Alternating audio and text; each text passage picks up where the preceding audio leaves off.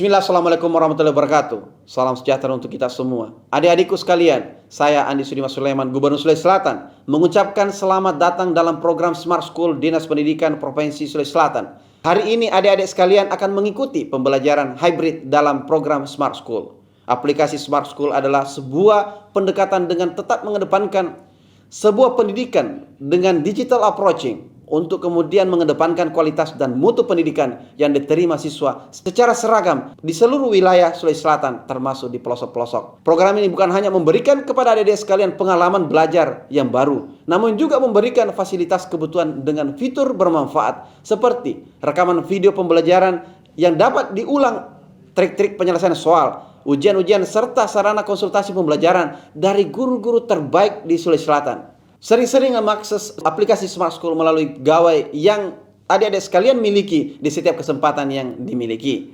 Untuk seluruh adik-adikku sekalian yang saya cintai, saya banggakan, selamat belajar dan semoga ilmu yang didapatkan bermanfaat untuk menambah pengetahuan pendidikan adik-adik sekalian. Salam kita pada salam. Assalamualaikum warahmatullahi wabarakatuh. Salam sejahtera untuk kita semua.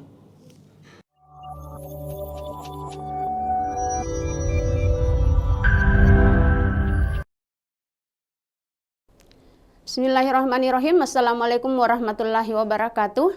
Dan selamat pagi Ananda semua dan Bapak Ibu Guru pendamping yang ada di sekolah.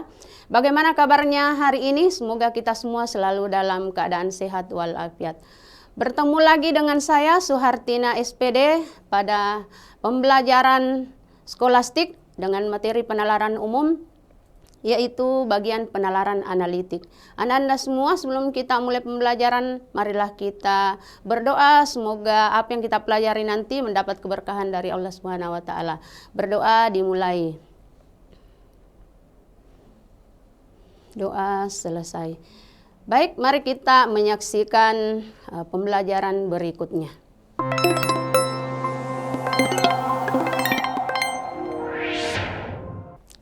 Pada pertemuan kali ini kita akan belajar tentang penalaran umum, di mana penalaran umum ini merupakan salah satu bagian dari tes kognitif atau tes potensi skolastik. Dan pada kesempatan ini terkhusus akan kita pelajari tentang penalaran analitik, ya, atau biasa juga dikenal dengan istilah analitis, ya, sama saja. Nah, penalaran analitik ini itu bagian dari penalaran umum, ya, di mana penalaran analitik ini bisa menjadi bagian dari ada di penalaran deduktif dan ada juga pada penalaran kuantitatif. Nah, apa itu penalaran analitik? Ini adalah salah satu bentuk tes yang akan menguji kemampuan kita dalam menganalisis suatu informasi kompleks hingga didapatkan kesimpulan yang logis dari informasi tersebut. Nah, tipe soal pada logika analitis atau penalaran analitis ini merupakan kemampuan mengurutkan informasi. Ya, jadi informasinya diurutkan atau kejadian-kejadian atau cerita serta kemampuan menyelesaikan masalah perbandingan kuantitatif. Ya, seperti itu soal penalaran analitik. Bentuk dari atau struktur dari penalaran analitik ini itu ada 3. Jadi biasanya yang pertama adalah ceritanya, ya, ada cerita, ya, atau pernyataan. Kemudian yang kedua itu ada kata kunci atau biasa kita istilahkan clue, ya. Kemudian yang ketiga ada pertanyaannya, ya. Nanti kita lihat di bagian soalnya. Kemudian ada beberapa trik mengerjakan soal penalaran analitis. Jadi kalau sebelumnya saya pernah juga menyampaikan tips-tips dalam mengerjakan penalaran umum, pada dasarnya itu sama saja. Jadi ketika kita mengerjakan soal penalaran, maka yang paling pertama yang harus kita lakukan adalah harus teliti, ya. Jadi membaca soalnya itu dengan teliti. Nah, ini ada beberapa trik bagaimana jika soal penalaran analitis. Yang pertama, jadi pada soal cerita model urutan biasanya terdapat kata kunci. Jadi ada 3 struktur dari soal penalaran itu. Jadi tadi yang pertama adalah cerita, kemudian ada kata kuncinya atau clue-nya, kemudian ada pertanyaannya. Nah, kalau misalnya ceritanya dia model urutan, biasa ada kata kuncinya seperti kurang dari, lebih dari, sama dengan atau sama seperti, sama banyaknya, ya, itu. Maka kita harus memberikan tanda khusus pada kata kunci tersebut. Jadi misalnya kalau kita kasih tanda kurang, ya, seperti itu tanda kurang. Kemudian untuk tanda lebih, ya, lebih dari, ya, itu kita bisa gunakan. Kemudian ada tanda sama dengan, ya, untuk sama dengan, sama seperti, sama banyaknya. Jadi penggunaan simbol-simbol itu yang kita pahami. Jadi bisa menggunakan angka-angka atau huruf sesuai dengan apa yang kita pahami. Yang penting kita konsisten, ya, itu. Nah, kalau misalnya dia bentuknya urutan, jadi hubungan urutan itu seperti ini. Jadi A, ya, ini A lebih kecil dari B, ya. Ini A lebih kecil dari B. Kemudian pernyataannya lagi ada B lebih kecil dari C. Maka kesimpulannya itu A lebih kecil dari C. Jadi ini, ya, A lebih kecil dari C. Kemudian atau A, jadi ketiganya A lebih kecil B, karena ini jadi A lebih kecil B. Kemudian karena B lebih kecil C, maka A juga lebih kecil dari C, ya, itu. Kemudian selanjutnya, kalau misalnya ada A lebih kecil dari B, kemudian ada B lebih kecil dari C, maka kesimpulannya ini A lebih kecil dari C karena B-nya lebih besar. Ini B lebih besar dari C, maka A lebih kecil dari B dan B lebih besar dari C. Sementara A dan C tidak dapat ditentukan hubungannya. Kemudian yang ketiga, kalau misalnya ada seperti ini, A lebih kecil dari C, kemudian ada B lebih kecil dari C dan C sama dengan D, maka itu bisa A lebih kecil dari C, ya, atau, ya, ini A lebih kecil dari C karena ini B lebih kecil dari C. Jadi karena A itu lebih kecil dari B sementara B lebih kecil dari C, berarti A juga itu lebih kecil dari C. Atau A lebih kecil dari D karena C sama dengan D, ya. Atau A lebih kecil B dari B dan B lebih kecil dari C, ya. Atau bisa juga kesimpulannya seperti ini, ya. Jadi itu hubungan urutannya. Nanti kalau misalnya kita baca soalnya, maka harus kita tentukan simbolnya dan kata kuncinya. Kemudian cara paling cepat saat menyelesaikan soal cerita tes penalaran analitis ini adalah dengan mencermati pilihan jawaban yang disediakan. Jadi seperti soal-soal sebelumnya, yang paling pertama sebenarnya yang harus kita baca itu adalah soalnya, ya, baru kita kembali ke pernyataan, ya. Jadi kita baca dulu apa yang dia minta, baru kita kembali ke pernyataannya. Kemudian terkadang peserta tidak perlu mencari jawaban sesuai dengan keterangan pada soal. Jadi biasa kita tidak perlu melihat keterangannya, jawabannya saja kita baca dengan memperhatikan sedikit pernyataan, itu sudah bisa ditentukan jawabannya. Namun kita cukup memilih jawaban yang paling tepat sesuai dengan syarat dan kondisi pada soal penalaran analitis tersebut. Jadi ini cara-cara bagaimana untuk lebih mudah mengerjakan soal penalaran analitis. Oke, selanjutnya kita coba lihat soalnya. Nah, di sini ada kebetulan di soal ini itu ceritanya sudah menjadi clue-nya juga. Di penghasilan Indra lebih besar daripada jumlah. Yang ditanyakan di sini adalah kesimpulannya. Jadi kita langsung setelah kita lihat, oh ternyata yang ditanyakan adalah kesimpulan, berarti kita harus membaca dari awal. Penghasilan Indra lebih besar daripada jumlah penghasilan Bianca. Nah, kita harus catat itu. penghasilan indra. Penghasilan indra ini kalau kita mau tulis semuanya agak panjang, jadi kita simbolkan saja. Jadi indra lebih besar daripada penghasilan Bianca dan Kelly. Ya, berarti indra juga lebih besar dari Kelly. Kemudian penghasilan Bianca lebih besar daripada penghasilan Kelly. Penghasilan Bianca lebih besar daripada penghasilan Kelly. Penghasilan Denny lebih besar daripada jumlah penghasilan Indra. Jadi Denny ini penghasilannya lebih besar dari jumlah penghasilan, ya. Jumlah penghasilan Indra, Bianca, dan Kelly. Ya.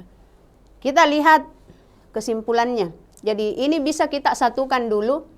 Jadi Indra lebih besar dari Bianca, kemudian Bianca ini lebih besar daripada Kelly. Berarti bisa begini, ya. Untuk kesimpulan dari ini. Ya, kesimpulan dari itu. Nah, kita lihat pernyataan pertama. Penghasilan Indra lebih besar daripada penghasilan Denny. Kita lihat apakah penghasilan Indra lebih besar daripada penghasilan Denny. Penghasilan Denny lebih besar daripada jumlah ketiganya, berarti ini tidak tepat. Ya. Kemudian jumlah penghasilan Denny dan Kelly sama dengan jumlah penghasilan Indra dan Bianca. Ya. Ini juga tidak. Dari hasil ini tadi ya. Kemudian penghasilan Denny merupakan penjumlahan penghasilan Indra, Bianca, dan Kelly. Merupakan penjumlahan hasil penghasilan Indra dan Kelly. Nah, bukan juga merupakan penjumlahan dari itu. Ya. Kemudian hanya kalau dijumlahkan sama dengan penghasilannya lebih besar dari penghasilannya. Ya. Jadi penghasilannya ini Denny lebih besar dari kalau kita jumlahkan ini penghasilan ketiganya. Kemudian yang keempat, yang mempunyai penghasilan paling besar adalah Denny. Nah, ini yang paling benar karena ini kan Denny memiliki penghasilan itu jumlah dari penghasilan ketiganya. Berarti Denny lah yang memiliki penghasilan yang paling besar. Ya. Kemudian kalau yang keempat, Kelly mempunyai penghasilan paling sedikit. Jadi kita tidak bisa tentukan di sini apakah Kelly yang memiliki penghasilan lebih sedikit. Jadi yang paling tepat kesimpulannya adalah yang mempunyai penghasilan paling besar adalah Denny.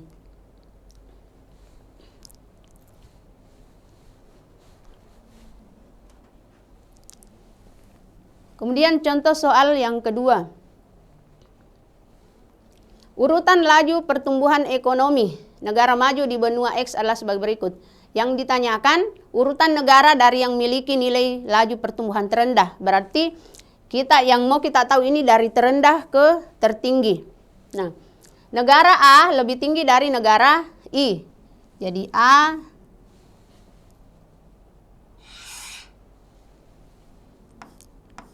lebih tinggi dari negara I. Kemudian negara O lebih tinggi dari negara A. Jadi O lebih tinggi dari negara A. Negara Y lebih rendah dari negara A, tetapi lebih tinggi dari negara I. Jadi negara O lebih tinggi dari negara A, negara Y lebih rendah dari negara A. Jadi kita konsisten pakai berarti A lebih tinggi dari Y, tetapi lebih tinggi dari negara I. Berarti Y ini lebih tinggi dari I. Kemudian negara N memiliki laju pertumbuhan ekonomi yang paling tinggi. Ya. Jadi N ini yang paling tinggi. Nah, dari clue yang terakhir ini, itu kita sudah bisa tentukan. Kita sudah bisa lihat ini pilihannya. Yang mana yang paling terakhir, N-nya. Ya. Jadi ada 3 pilihan yang terakhir N-nya. Berarti ini sudah salah. Ya, karena di situ I yang tertinggi menurutnya. Jadi tinggal kita lihat ini 3 pilihannya. Negara kita lihat, jadi A lebih tinggi dari I, kemudian O lebih tinggi dari A. Berarti O lebih tinggi dari A. Kemudian lebih tinggi juga dari I. Kemudian Y-nya A lebih besar dari Y. Dan Y lebih besar dari I. Berarti di sini ada Y.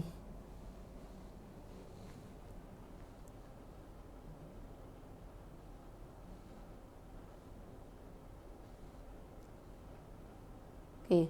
Nah, jadi yang paling benar ini kan ini lebih tinggi ya. Jadi kalau misalnya kita mau balik ini karena kita cari yang terkecil, berarti I lebih kecil dari Y, lebih kecil dari A, lebih kecil dari O. Ya, ini. Tuh, berarti yang A dan B ini tidak tepat.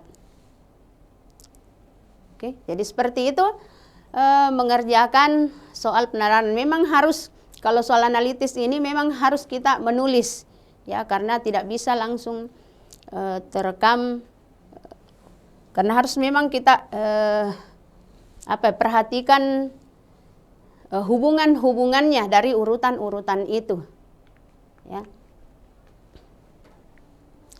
Nah, sekarang coba kita latihan soal ya. Jadi silakan Ananda semua yang ada di sekolahnya masing-masing dikerjakan soalnya ya, kemudian kita bahas bersama. Oke, kita lihat soal yang pertama. 8 orang sedang makan bersama di antaranya ya, dan seterusnya. Di sini yang paling di belakang ditanyakan di situ, jika Gugun dan Huges tepat berhadapan, yang duduk di sebelah duta adalah siapa? Ya, jadi kita harus urutkan dulu. Siapa duduk dengan siapa, siapa yang berhadapan dengan siapa. Ya, jadi ada 8 orang sedang makan bersama. Di antaranya Anti, Budi, Cherry, Duta, Elo, Franz, Gugun, dan Huges. Mereka menggunakan meja persegi panjang dan 4 kursi yang saling berhadapan. Elo dan Gugun duduk di kedua ujung meja pada sisi yang sama. Jadi silahkan kalian tempatkan, kalau misalnya Gugun dan Elo duduk di sepanjang sisinya, yang paling ujung, nah bagaimana bentuknya? Kemudian Cherry duduk berseberangan dengan Anti dan Franz. Duta duduk di ujung meja tepat di hadapan Elo. Huges duduk tepat di sebelah Budi. Jika Gugun dan Huges tepat berhadapan, yang duduk di sebelah Duta adalah. Jadi siapa yang duduk di sebelahnya Duta? Oke, silahkan. Ada yang bisa menjawab, silahkan raise hand. Atau yang sudah punya jawaban boleh ditulis di chat kalau tidak bisa terbuka kameranya. Oke, jadi memang harus dicatat ya Ananda semua, harus disiapkan catatannya, ditulis.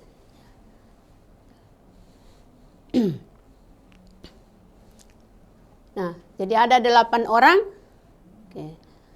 Mulai dari, nah ini nama-namanya kasih simbol.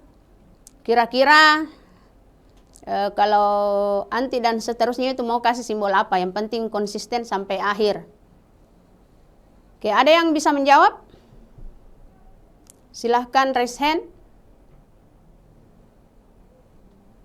Atau mungkin mau menjawab di chat? Silahkan.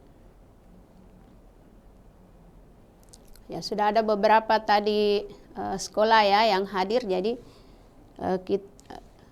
di pelajaran pertama mungkin belajar penalaran dulu 1 jam, setelah itu baru lanjut ke pelajaran yang ada di sekolah ya. Ada yang mau menjawab? Oke, jadi kita langsung bahas ya. Ya, mungkin masih sementara dilihat. Nah, kalau kita lihat jawabannya di sini adalah C. Kenapa C? Ya, kita lihat. Ada 8 orang, ya. Ada 8 orang. Jadi kita buatkan dulu. Kita gambar dulu. Ini persegi panjang.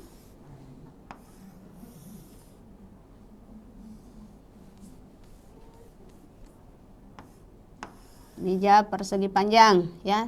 Kemudian ada 4 kursi yang berhadapan.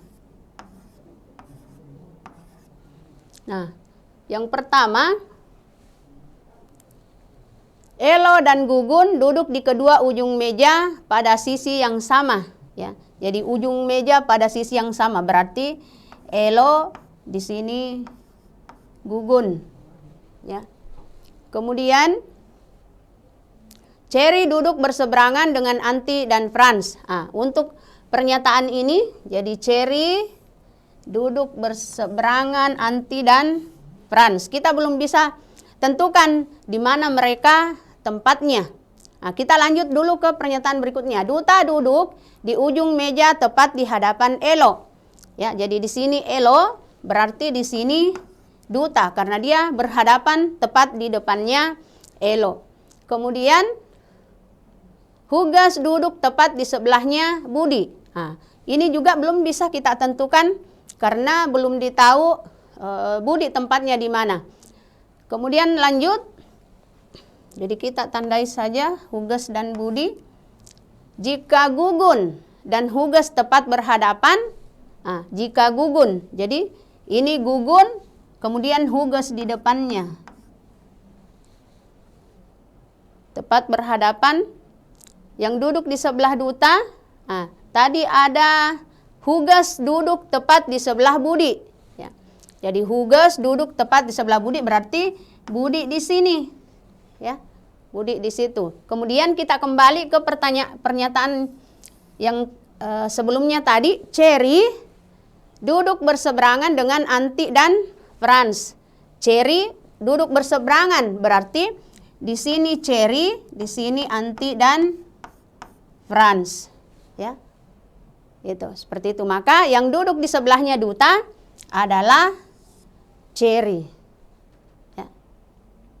Oke, paham ya? Jadi memang yang namanya bernalar seperti itu. Kemudian kita lanjut ke soal yang kedua. Oke, semoga bisa langsung menjawab ya.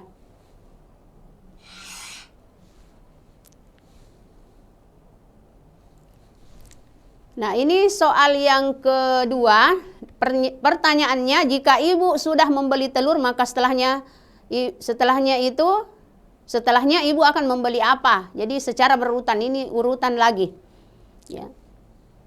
Ibu akan membeli 5 jenis kebutuhan pokok di pasar tradisional.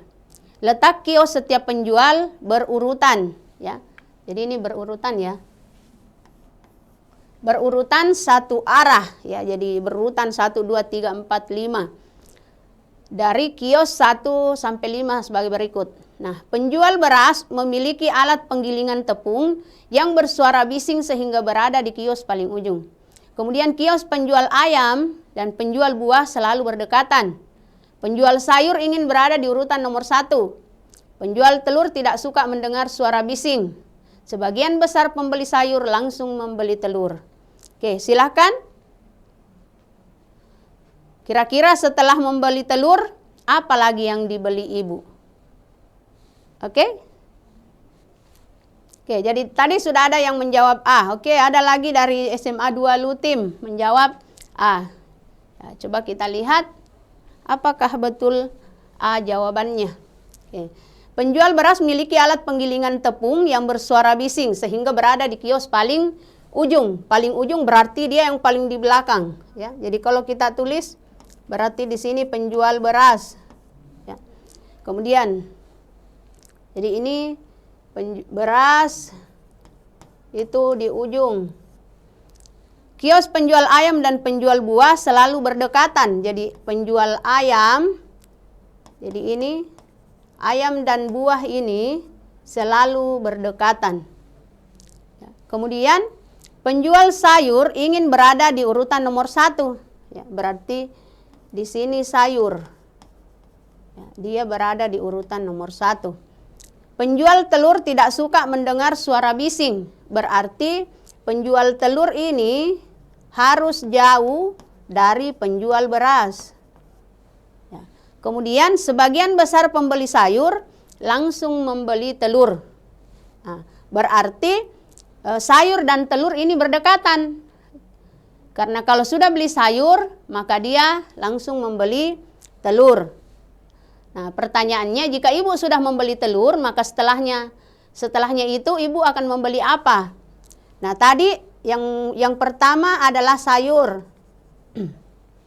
Ya, kemudian setelah membeli sayur, itu langsung membeli telur. Ya. Kemudian di sini beras paling ujung. Ayam dan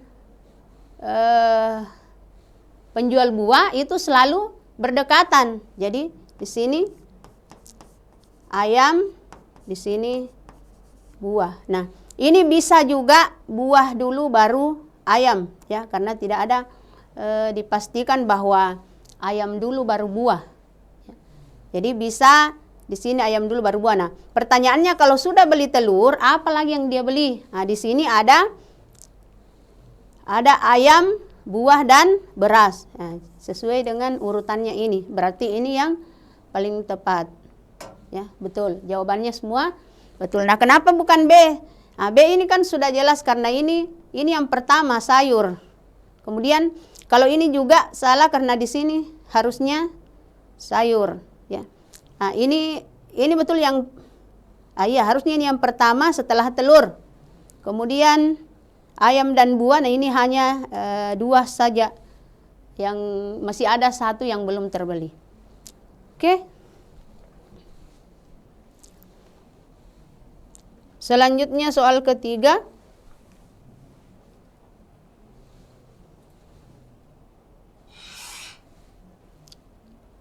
Berdasarkan hasil pertandingan pernyataan berikut ini yang benar adalah, jadi yang diminta ini adalah kesimpulannya. Ya, kesimpulannya.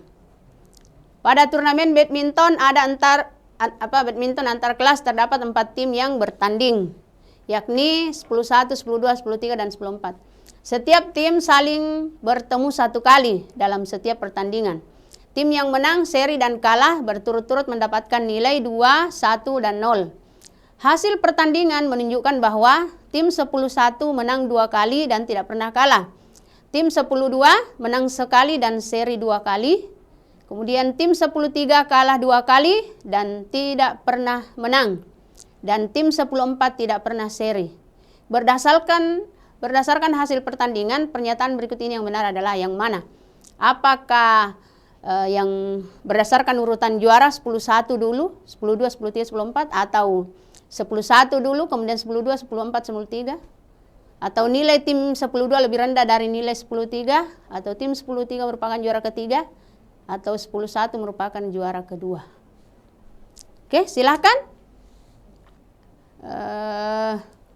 Baik, kita bahas bersama.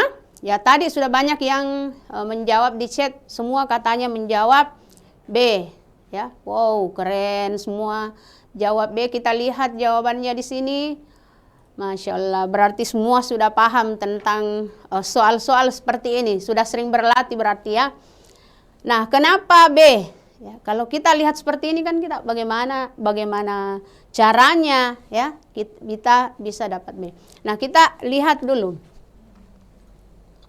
Ada 4 tim yang bertanding ya. Jadi ada 10-1, 10-2, 10-3, 10-4. Ya.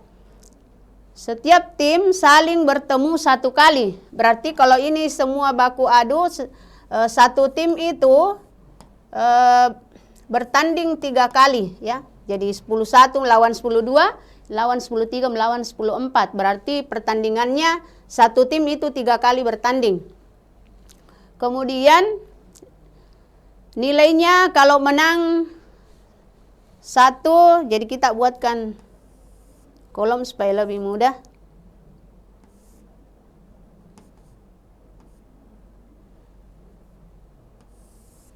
Di sini 10-1, 10-2, 10-3, 10-4. Kemudian menang, seri, kalah, kemudian nilainya berapa. Ya, supaya kita bisa tahu apakah betul urutannya seperti itu.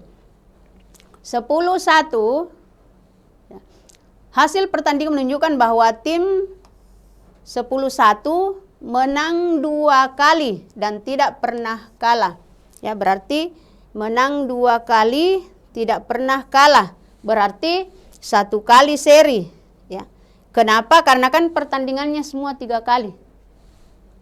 Maaf. Ya, betul. Bukan seri 1 kali. Tidak ada juga seri.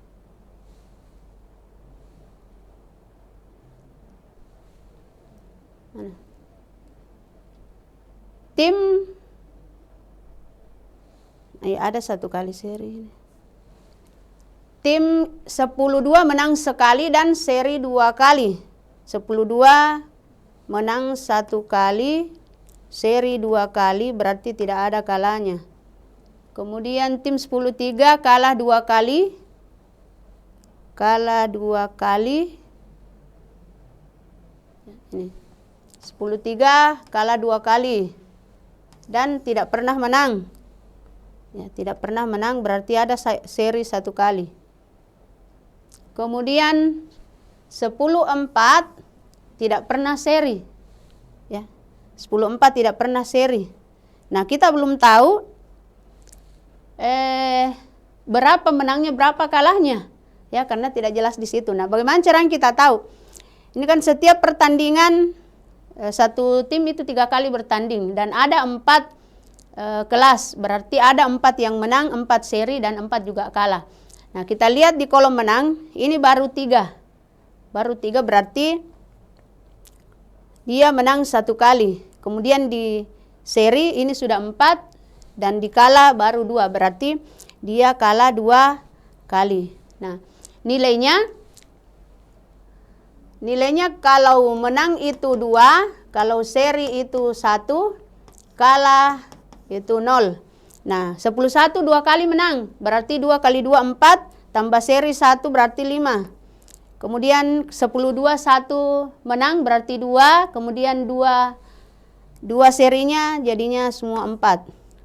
Kemudian 10-3 tidak pernah menang, seri 1, berarti nilainya hanya 1.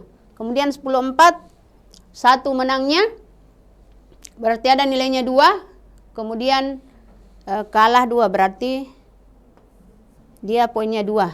Nah, berdasarkan hasil nilainya, maka urutan pertama adalah 10-1, kemudian 10-2, kemudian 10-4, ya. Ini 10-4 dan yang terakhir adalah 10-3. Ya. Jadi mantap ya, jawabannya semua dengan waktu yang singkat bisa menjawab. Oke. Karena waktu kita dibatasi oleh waktu, maka untuk soal-soal berikutnya, jadi kalian silahkan selalu berlatih. Semakin sering kita berlatih, maka semakin mudah untuk menyelesaikan soal-soal seperti ini. Sebelum saya akhiri, saya ingin membacakan dulu motivasi ini. Barang siapa menginginkan dunia, hendaklah ia berilmu. Dan barang siapa menginginkan akhirat, hendaklah ia berilmu. Berarti apapun yang kita inginkan dunia akhirat, maka kita harus berilmu. Oleh karena itu, jangan pernah berhenti belajar, karena hidup tak pernah berhenti mengajarkan. Sekian dari saya, mohon maaf jika ada kekurangan. Wabillahi taufiq wal hidayah. Wassalamualaikum warahmatullahi wabarakatuh.